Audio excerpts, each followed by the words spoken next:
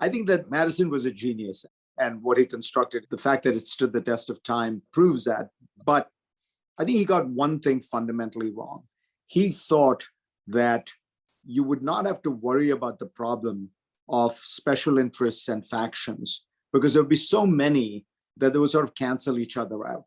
And so the government would not end up being beholden to it because he never thought they would turn into kind of permanent factions, and they would never get permanently aligned with political parties because he didn't believe there would be political parties. And he thought political parties were a terrible idea. All of that turned out to be wrong. We did end up with a politics dominated by political parties very quickly. We ended up with special interests that became deeply entrenched. And it creates this dynamic in which the government is essentially, there's a danger of it being not majority rule, but kind of minority, because most people don't care about some particular issue. The minority special interest does.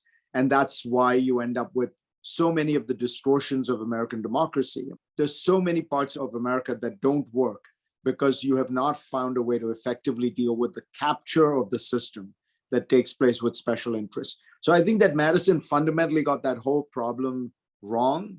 He misunderstood why political parties were kind of natural reality in a democratic system, because people want to belong. And there's a tribalism to it. There's an organizational element to it.